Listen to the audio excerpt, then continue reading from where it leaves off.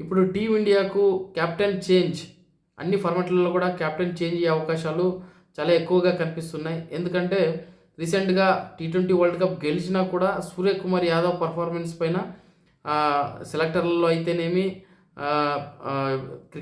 Cricket fans దృష్టిలో అయితేనేమి చాలా నెగిటివ్ అయితే ఉంది సూర్యకుమార్ యాదవ్ పైన.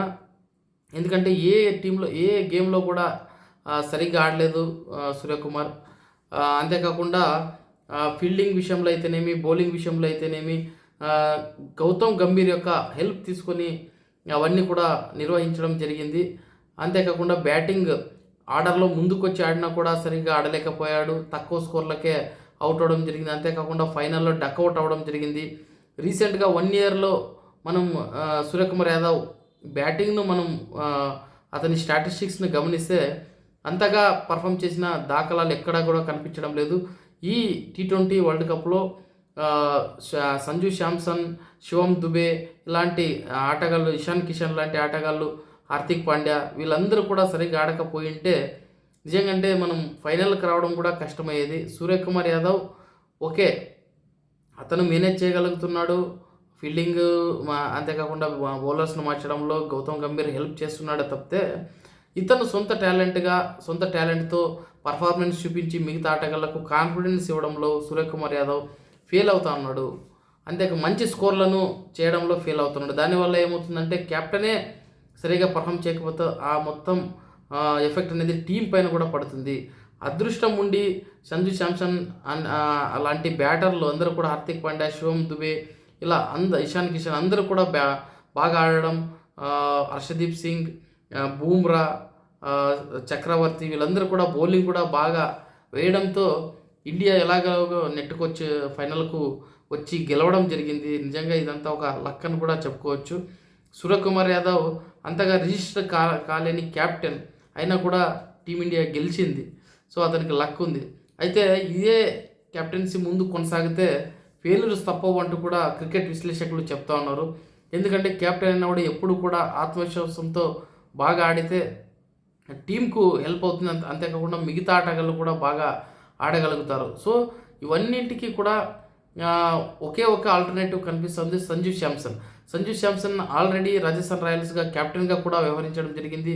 చాలా కూల్గా, బ్యాలెన్స్డ్గా, అంతేకాకుండా బౌలర్స్ని మార్చడంలో కూడా మంచి టెక్నిక్ ఉంది. ఫీల్డింగ్ను మార్చడంలో కూడా మంచి టెక్నిక్ ఉంది. బ్యాటింగ్ కూడా చాలా బాగా ఆడుతాడు కెప్టెన్గా ఉన్నప్పుడు కూడా రాజస్థాన్ రాయల్స్లో.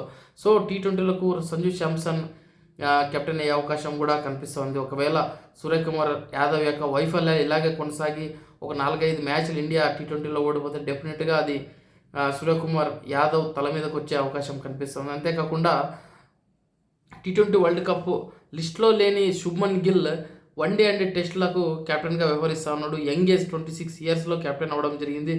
అయితే అనుకున్న విధంగా అంచనాలను రీచ్ అవ్వడంలో శుభ్మన్ గిల్ ఫెయిల్ అయ్యాడని చెప్పుకోవచ్చు. చాలా మ్యాచ్ల్లో కాన్ఫిడెంట్గా ఆడలేకపోతున్నాడు, ఫామ్ను కోల్పోవడం జరిగింది.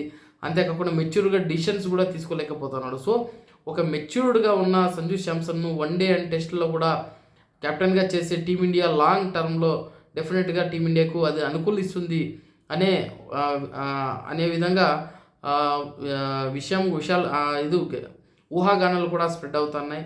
డెఫినెట్గా రానున్న రోజుల్లో టీమిండియాకు ఒక ఆశాభావ కెప్టెన్గా కూడా సంజు శాంసన్ అయ్యే అవకాశం కనిపిస్తూ ఉంది. డెఫినెట్గా ధోనీలాగా కూడా సంజు శాంసన్ ముందు టీమిండియాను కెప్టెన్గా ఏలే అవకాశాలు కూడా కనిపిస్తున్నాయి. సంజు శాంసన్కు సరైన అవకాశాలు ఈ T20లో వరల్డ్ కప్లో వచ్చినందువల్ల తన టాలెంట్ ఏంటో చూపించడం జరిగింది. ఏకంగా ప్లేయర్ ఆఫ్ ద టోర్నమెంట్ గెలిచి అందరి మన్నలను కూడా అందుకోవడం జరిగింది.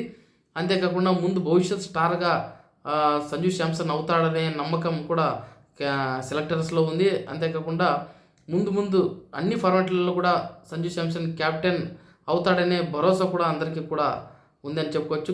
సెలెక్టర్లు కూడా అతనిలో ఉన్న కెప్టెన్సీ లక్షణాలను చూసి ముందు రానున్న రోజుల్లో అతని కెప్టెన్ చేసే అవకాశాలు అన్ని ఫార్మాట్లలో కూడా కనిపిస్తూ ఉన్నాయి.